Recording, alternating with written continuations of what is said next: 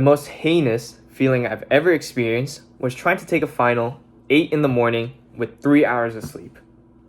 It's a very well-known fact that health professionals all around the world suggest at least 7 to 9 hours of sleep per night.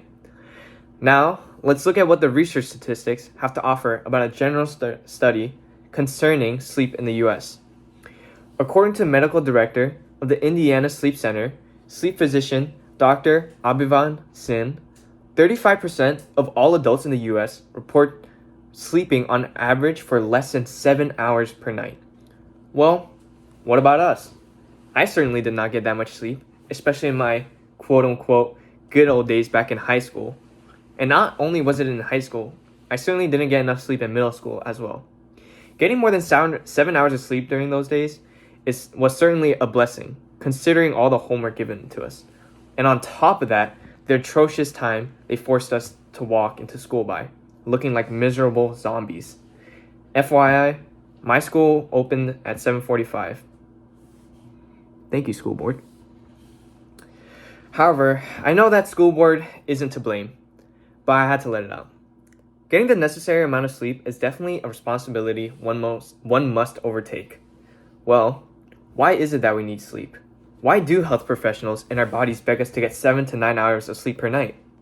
According to an article from the NLH, or the National Heart, Lung, and Blood Institute, just some of the side effects of sleep deprivation are heart disease, kidney disease, high blood pressure, diabetes, stroke, obesity, and even depression.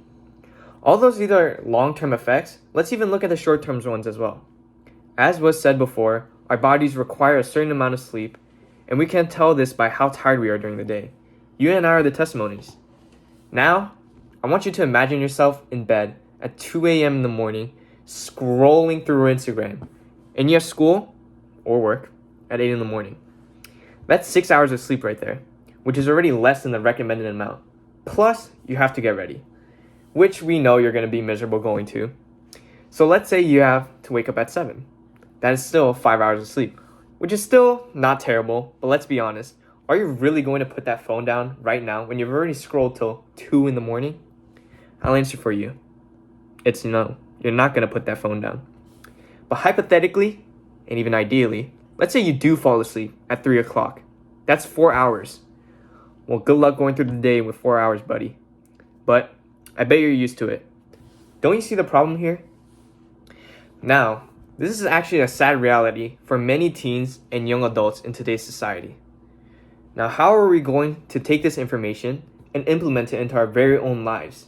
How can we take responsibility and fix this issue that we have at hand? I understand, being a student myself, when homework is chasing after us, the last thing on our mind is sleep. However, is homework really to blame, or is it our hideously atrocious work ethic? Because I know it's the latter. I've never met a single student, especially those in the AP classes who can testify for me, who claim that their teacher's workload is so much that even if they had not procrastinated, it would still cost them their 7 to 9 hours of sleep. So, my fellow students and young adults, I want to desperately seek your attention and open-minded ears, and I kindly ask you to prioritize sleep at all costs. Imagine how much healthier we will be, not just physically, but mentally as well. According to the NVMA, physical activity can directly lead to health benefits.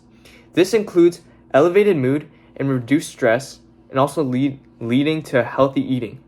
Healthy eating individuals also have a much healthier mental state than those who do not eat as healthily.